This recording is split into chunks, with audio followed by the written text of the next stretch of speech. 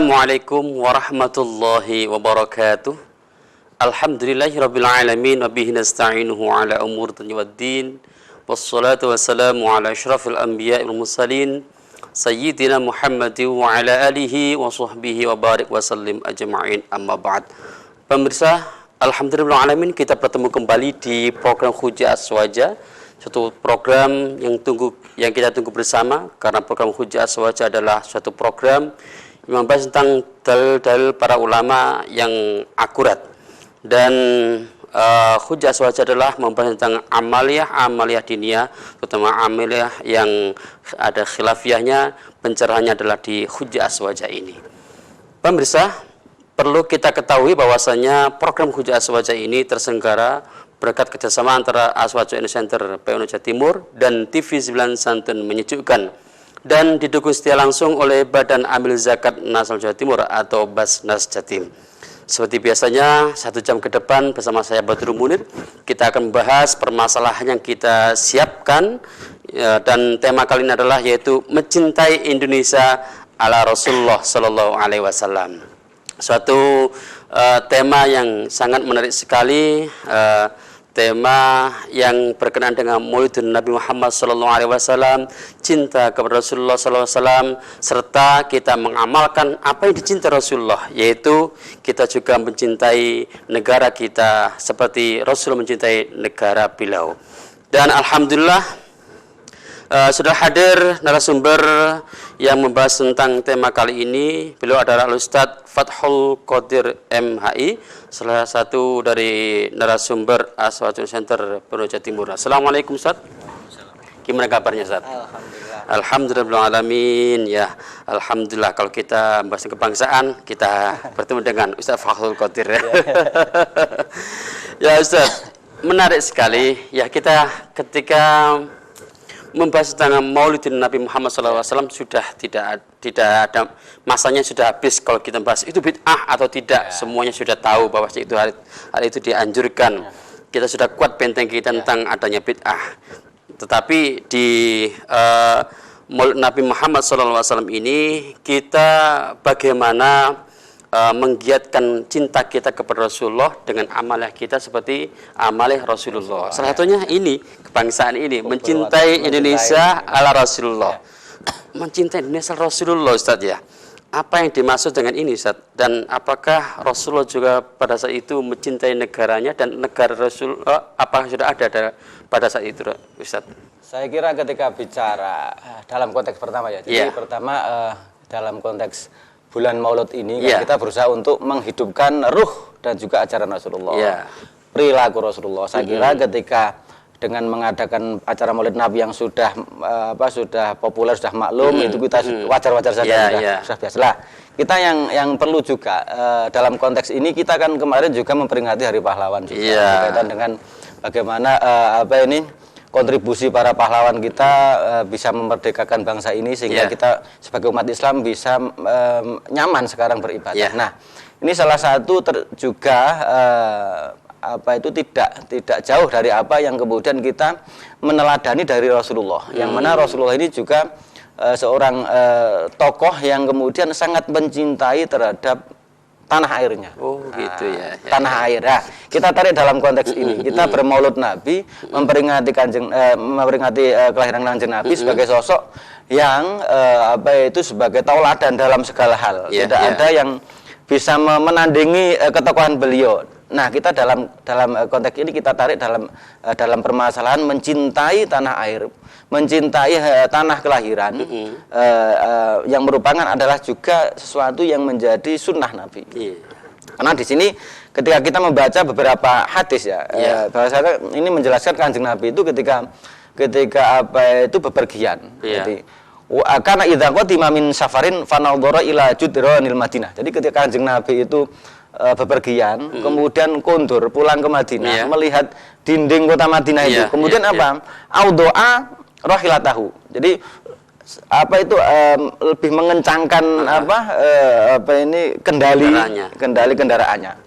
Wa in kana ala dabatin harakaha min hubbiha. Nah, kalau beliau di kendaraan apapun, beliau kemudian apa menggerak-gerakkan kendaraan tersebut. Nah, ini rawahu Al-Bukhari. Hadisnya sangat sahih. Ini menandakan apa? Jadi menandakan bahwasanya beliau itu sangat mencintai daerah yang dimana beliau hidup di sana, kemudian berkembang di sana, kemudian berjuang di sana. Nah, di sini kalau kita melihat dari hadis ini, Imam Ibnu Hajar Al-Asqalani mengatakan bahwasanya wa fi hadzal hadis dalalatun ala fadlil Madinah wa ala masyru'iyatihi bil watan wal hanin ilaihi.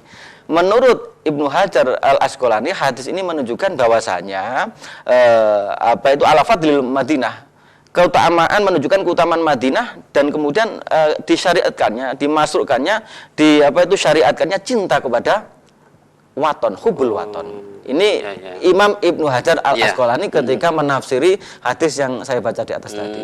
Jadi ini salah satu titik poin kita, atau kemudian sebagai pijakan kita kenapa harus ada tema ini. Oh, gitu ya. Nah, ini kan apalagi kita di zaman milenial, Ustaz. Supaya 4.0 ini.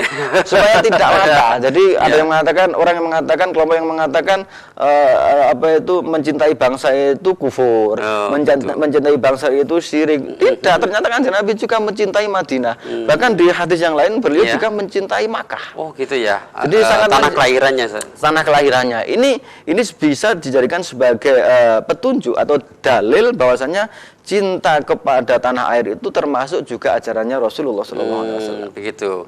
Apa ini juga sinergis dengan makulahnya Hadir Syekh kita, yaitu Hadir Syekh Hubul Watan Minal gitu. Nah, Hubul Watan Minal Iman ini kan diambil dari beberapa tafsir. Jadi diantaranya dari ini berangkat dari tafsirnya hadis tadi. Jadi berbagai ulama kemudian memberikan penjelasan yang lebih panjang lebar. Kemudian ada istilah, ada gium hubul watan minal iman. Itu bukan hadis dari Rasulullah. Dan apakah boleh kita menggaungkan idiom gitu, Ustaz ya? Artinya ada mengatakan, kenapa itu kamu itu mengatakan itu loh, bukan dari hadis itu.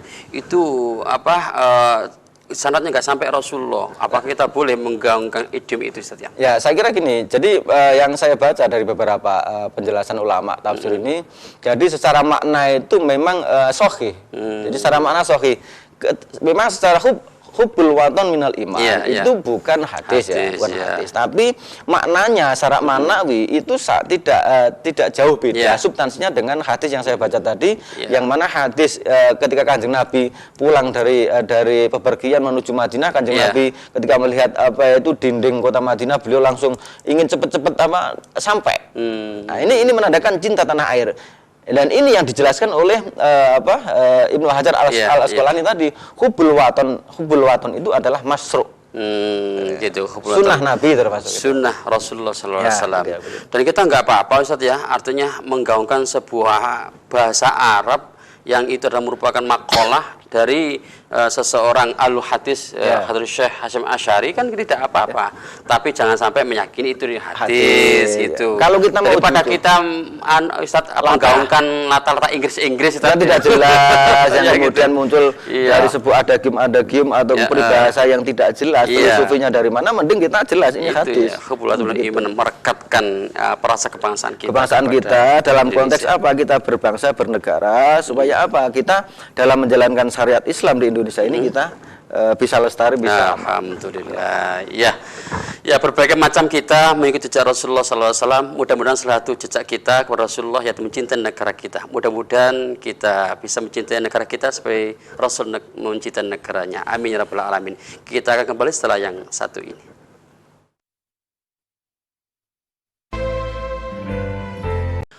Pemirsa, terima kasih masih bersama kami di program Hujjah Shahwat dalam tema mencintai Indonesia ala Rasulullah SAW yang didukung langsung oleh Badan Amil Zakat Nasional Jawa Timur atau Basnas Jatim. Narasumber kali ini adalah yaitu Ustaz Fathul Qadir MHI, salah satu narasumber dari Aswajun Center PMNU Jawa Timur. Ya Ustaz, setelah kita membahas tentang meneladani Rasulullah SAW di bulan Maulid ini dengan gerakan mencintai Indonesia, terutama bagi kaum milenial di istilahnya itu di era 4.0 ini ya. Ya. Ini hukum mencintai negara ya. Kita di hujah aswaja ini hujah itu adalah harus ada hujahnya. Ya. Biar tidak begini Ustaz, hukum itu sunnah bid'ah enggak Ustaz ya. Ya. Jadi hukum mencintai negara ini bagaimana Ustaz hukumnya itu? Menurut saya wajib. Gini, jadi negara itu menurut para ulama itu kan khirasatuddin wa siyasatuddin. Jadi menjaga agama dan mengatur permasalahan dunia. Nah, negara dalam konteks menjaga agama. Nah, ketika negara diposisikan contoh Indonesia ini sebagai wadah menjaga umat Islam dan seluruh elemen bangsa Indonesia, khususnya umat Islam yang mayoritas, agar supaya bisa beribadah secara aman, secara bebas. Ini makanya apa? Makanya wajib, karena apa? Ketika kita sholat wajib, bersyariat wajib kan begitu. Ketika tidak ada negara, kemudian ibadah kita tidak ada jaminan. Berarti apa? Lil wasail hukmul maqasid. Jadi hukum wasilah itu sama dengan hukum tujuan. Maksudnya apa? Gitu. Tujuannya adalah syariat, izul Islam wal muslimin. Iqla'i kalimatillah, kan begitu, mengagungkan, memuliakan kalimat-kalimat Allah. Nah, agama ini diposisikan sebagai media, sebagai relnya, sebagai medianya untuk menjaga itu. Ketika agama ini, contoh kita bisa melihat bagaimana negara-negara yang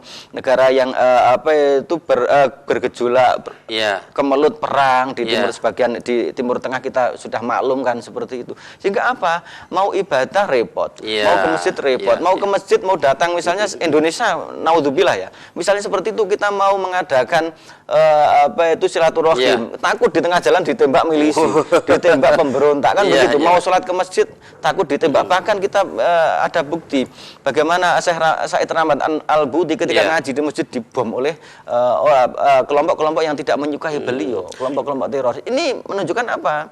Menjaga negara, keutuhan negara, keamanan negara itu wajib dalam konteks kita untuk apa? Untuk mengkondisikan agar syariat Islam itu bisa dilaksanakan dengan baik. Dan terbukti bahwa negara Indonesia ini juga menjaga ibadah-ibadah agama-agama yang ada di Indonesia ini gitu. Kita ini mengadakan Maulid Nabi dengan menutup jalan itu bisa. Kita bisa lihat di kampung-kampung kita. Kita kan dengan toleransi yang begitu tinggi, umat Islam yang mayoritas, kita nyaman beribadah, kita nyaman mengadakan perayaan Maulid Nabi dan perayaan hari-hari besar Islam. Kalau negara tidak aman, tidak bersatu, kita jelas tidak akan bisa menjalankan seperti itu. Dan kita juga tidak bebas Ustaz menyampaikan sebuah aspirasi, menyampaikan dakwah tidak bebas Ustaz ya. Bahkan negara yang sebebasnya menyampaikan ceramah itu ya di Indonesia. Di Indonesia itu kan apapun bebas. Oh gitu. Ya gitu. Padahal karena konon katanya negara tetangga itu ada sertifikatnya saat itu. Ya, di beberapa misalnya di Malaysia. Itu kan harus ada. Jadi tidak ceramah, tidak sembarang orang, tidak dibebas di masjid. Kalau di sini kan bebas. Bahkan orang-orang yang baru masuk Islam atau paham hanya tahu terjemah saja langsung jadi ustaz. Bisa ceramah ke sana kemari. Sekarang itu era ustaz sentris Ustaz.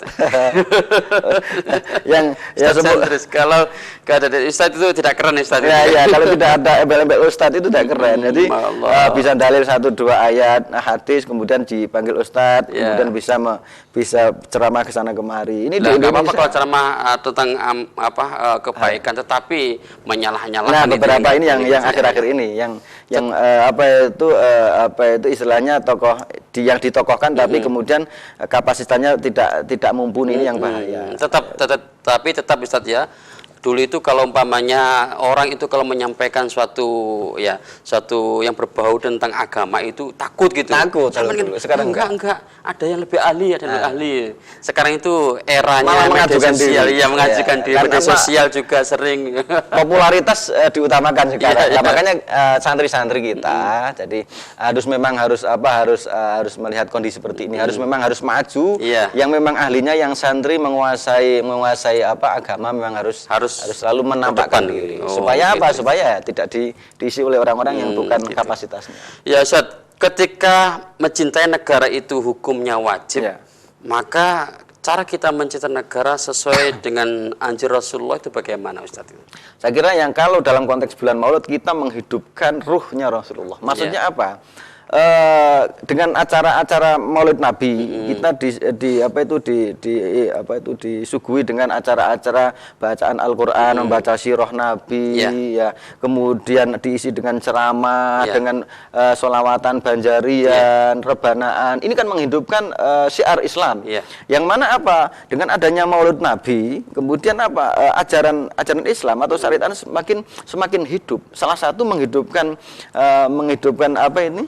Tadi cinta negara atau mencintai negara, tanah air atau bangsa itu dengan cara kita menghidupkan ruh-ruh tradisi-tradisi yang bisa menumbuhkan gairah. Kita lebih kuat imannya, lebih tambah khusyuknya, tambah ibadahnya. Mungkin juga mencintai negara itu sesuai dengan kapasitas masing-masing Ustaz ya. Saya kira ya. Ya, salah satunya Ustaz yang sekarang itu teman-teman kita, kemudian andai tolong kita yang ada di DPR, MPR itu mencintai negara itu bagaimana Ustaz ya?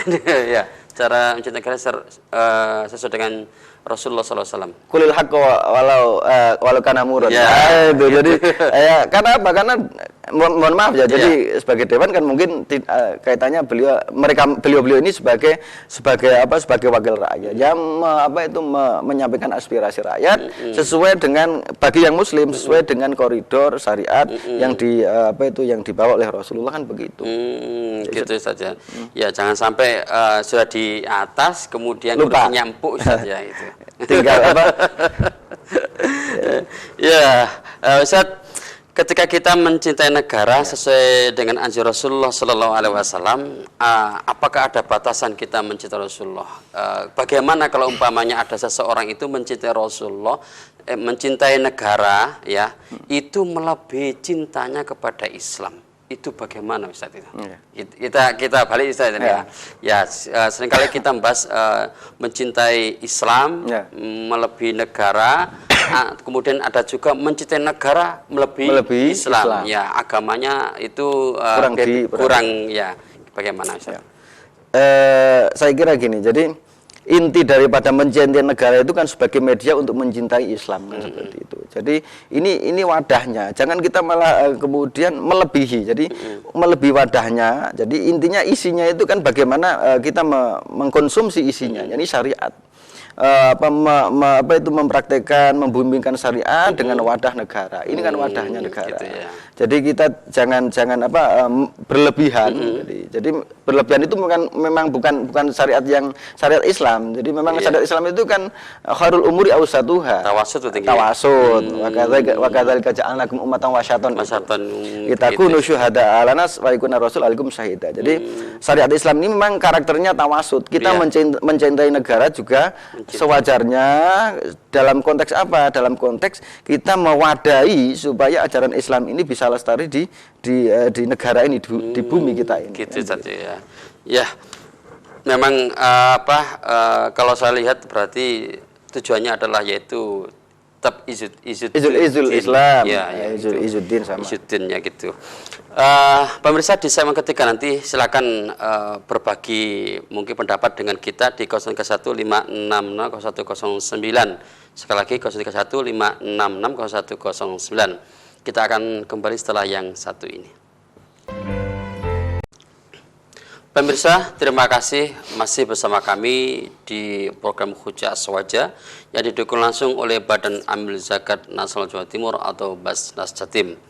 Di segmen ketiga ini saya buka interaktif dari pemirsa di 0315660109. Sekali lagi 0315660109. Silakan pemirsa, kita membicarakan tentang mencintai Indonesia ala Rasulullah Sallallahu Alaihi Wasallam. Ya, Ustaz, tadi di akhir segmen kedua kita membahas tentang tidak bolehnya kita mencintai negara tapi tidak mencintai Islam atau berlebihan mengalahkan mencintai Islam. Kita balik Ustaz ya. Kita balik dan ini sering sekali ada sebuah postingan bahwasanya salah kalau kita membela negara. Kita harus membela Islam. Membela Islam. Dan kita mencintai Islam, bukan mencintai negara. Bagaimana ketika ada seseorang itu mencintai Islam tapi tidak mau mencintai negara, sehingga bagaimanapun dia itu harus mencintai Islam dan negara tidak ada pengaruh sama sekali. Bagaimana? Nah, saya jawab secara sederhana. Jadi ini analoginya gini. Kita mau haji untuk beribadah. Sekarang ini kita mau haji, harus naik pesawat. Kira-kira kalau nggak mau naik pesawat, kira-kira sampai haji nggak?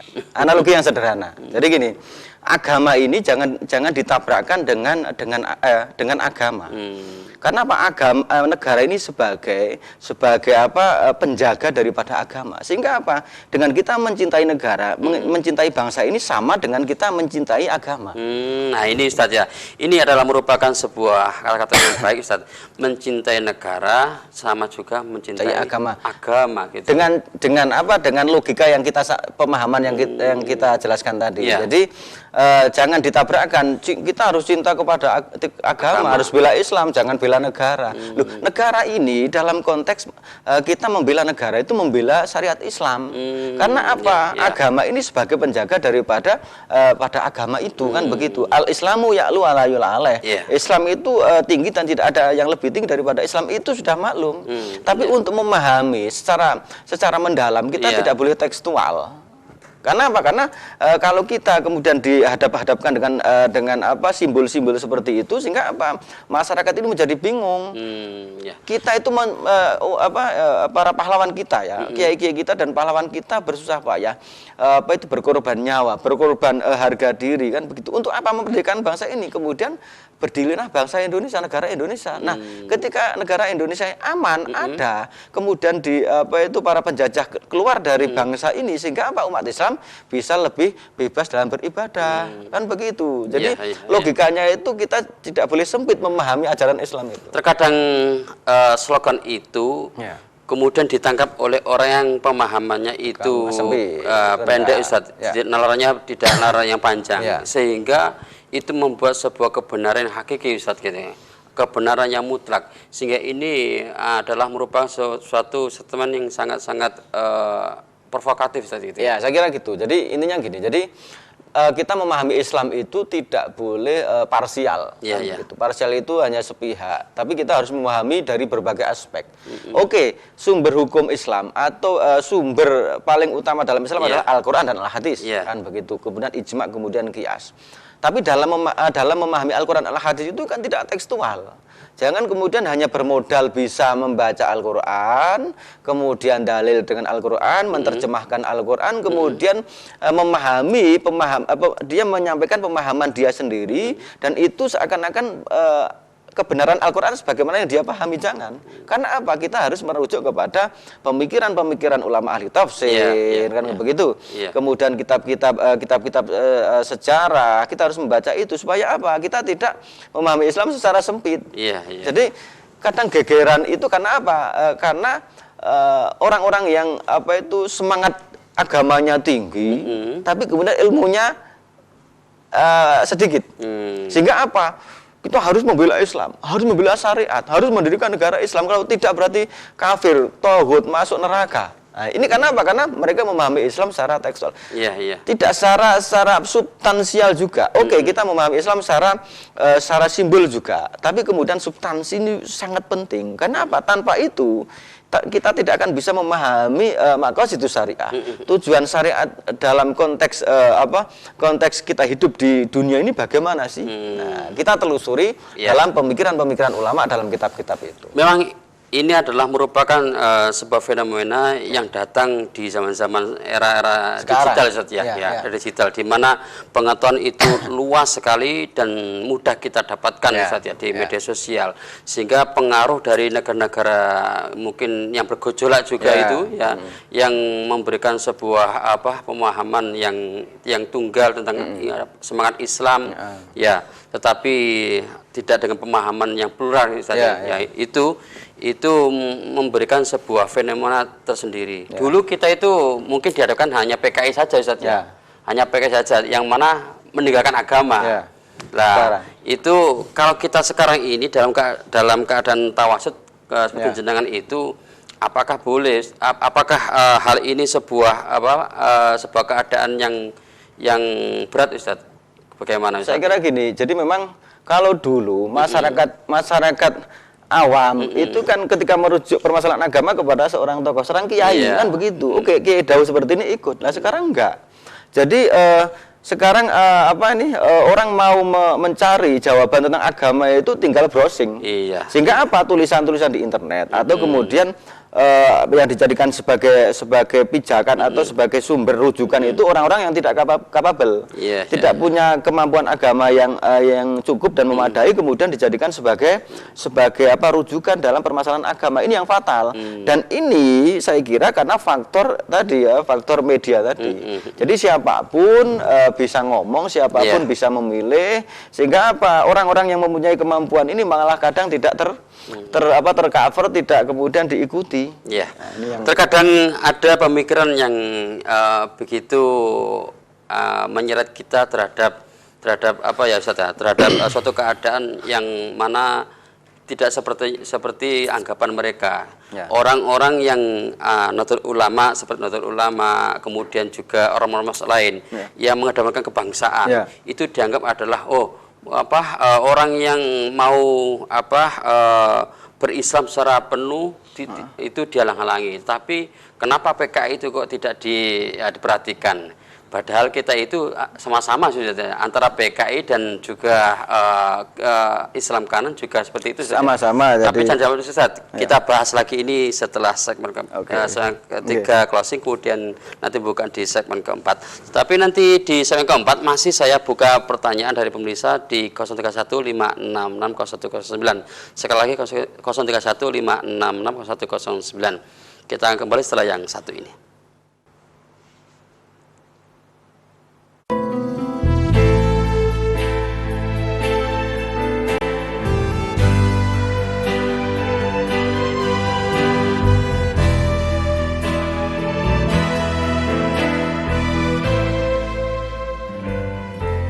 Untuk urusan puding, saya selalu menggunakan agar-agar satelit. Terbuat murni dari rumput laut yang berkualitas, menjadikan kualitasnya tetap terjaga dari dulu. Salam satelit. Wow, satelit. Hasil jadinya keras dan kenyal. Serat alaminya cocok untuk diet dan melancarkan pencernaan. Agar-agar satelit cocok untuk semua olahan dan hidangan. Agar-agar, ya, satelit. Agar-agar, ya, satelit. French fries 2000. Snack kentang pilihan dicocol dengan saus sambal yang menggoda. Harga 2000 sih lebih banyak. Inilah obrolan ngaji gayeng belajar bijak bersama Gus Labib dan Pri GS. Ngapain Allah dibela? Allah itu tidak pernah kalah. Mungkin sedang membela dirinya sendiri atau sedang membela kepentingannya. Bijak di sisi Tuhan, bijak di mata manusia. Hablum minallah, hablum minannas. Bijaksana, bijak sini. Bijak di langit, bijak di bumi. Hanya di TV 9 Nusantara.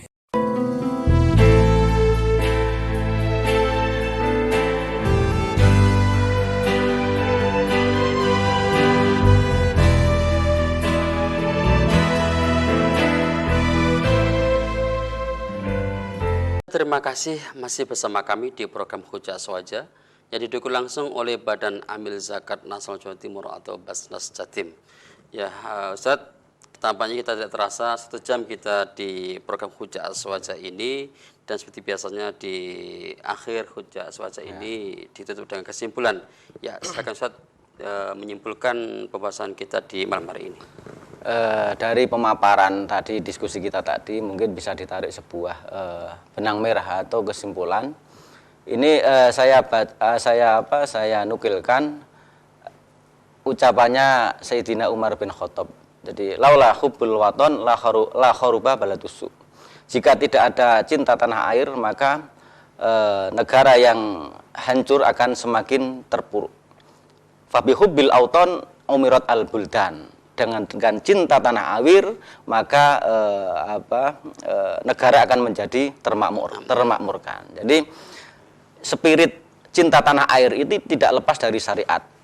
spirit cinta tanah air tidak lepas dari apa yang disunahkan atau ditauladankan Rasulullah Shallallahu Alaihi Wasallam. Jadi cinta tanah air itu bagian dari kita menghidupkan ruh Rasulullah, menghidupkan risalah Rasulullah, menghidupkan ajaran Rasulullah, menghidupkan tauladan Rasulullah. Yang mana ini tepat ketika kita dalam masa atau momen Maulid Nabi, selain kita menghidupkan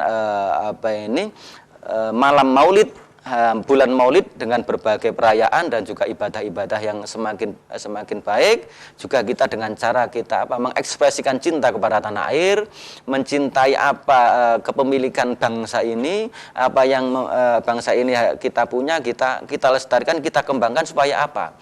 Negara ini, bangsa ini menjadi negara yang besar, kemudian bisa menghantarkan Islam juga semakin besar. Jadi diharapkan dengan cinta tanah air, peradaban Islam, peradaban bangsa, peradaban dunia ini akan muncul daripada Indonesia. Subhanallah.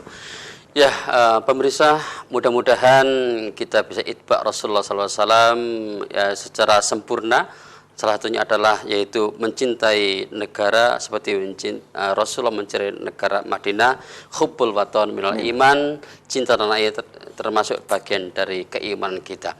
Mudah-mudahan pembahasan kita di malam hari ini menginspirasi kita dan juga memberi kebencanaan kepada kita semuanya. Dan pemirsa, terima kasih atas kebersamaan pemirsa di program Hujah Aswaja ini. Saya Badrul Munir mohon diri, wal muwaffiq ila aqwamit thoriq. Wassalamualaikum warahmatullahi wabarakatuh. Waalaikumsalam. Terima kasih.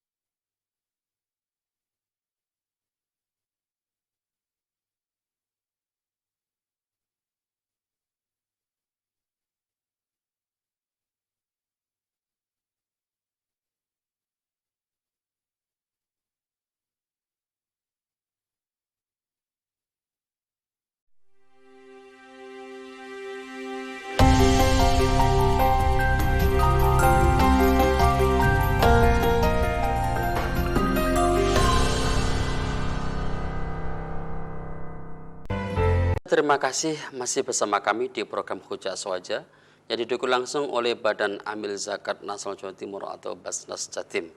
Ya, Ustadz, tampaknya kita tidak terasa 1 jam kita di program Hujah Aswaja ini, dan seperti biasanya di akhir Hujah Aswaja ini ditutup dengan kesimpulan. Ya, silakan Ustadz menyimpulkan pembahasan kita di malam hari ini. Dari pemaparan tadi, diskusi kita tadi, mungkin bisa ditarik sebuah benang merah atau kesimpulan. Ini saya nukilkan ucapannya Sayyidina Umar bin Khattab. Jadi laula hubbul waton la kharuba baladusu. Jika tidak ada cinta tanah air, maka negara yang hancur akan semakin terpuruk.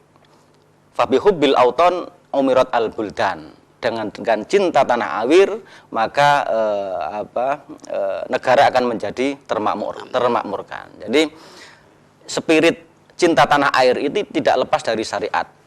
Spirit cinta tanah air tidak lepas dari apa yang disunahkan atau ditauladankan Rasulullah Shallallahu Alaihi Wasallam. Jadi cinta tanah air itu bagian dari kita menghidupkan ruh Rasulullah, menghidupkan risalah Rasulullah, menghidupkan ajaran Rasulullah, menghidupkan tauladan Rasulullah. Yang mana ini tepat ketika kita dalam masa atau momen Maulid Nabi, selain kita menghidupkan malam Maulid, bulan Maulid dengan berbagai perayaan dan juga ibadah-ibadah yang semakin baik, juga kita dengan cara kita mengekspresikan cinta kepada tanah air, mencintai kepemilikan bangsa ini, apa yang bangsa ini kita punya, kita lestarikan, kita kembangkan supaya apa? Negara ini, bangsa ini menjadi negara yang besar, kemudian bisa menghantarkan Islam juga semakin besar. Jadi diharapkan dengan cinta tanah air, peradaban Islam, peradaban bangsa, peradaban dunia ini akan muncul daripada Indonesia. Subhanallah. Ya, pemirsa, mudah-mudahan kita bisa itba Rasulullah SAW ya, secara sempurna. Salah satunya adalah yaitu mencintai negara seperti Rasulullah mencintai negara Madinah, hubbul waton minal iman, cinta tanah air termasuk bagian dari keimanan kita. Mudah-mudahan pembahasan kita di malam hari ini menginspirasi kita dan juga memberi kebencanaan kepada kita semuanya. Dan pemirsa, terima kasih atas kebersamaan pemirsa di program Hujah Sewaca ini. Saya Badrul Munir mohon diri. Wal muwaffiq ila aqwamit thoriq. Wassalamualaikum warahmatullahi wabarakatuh. Waalaikumsalam. Terima kasih.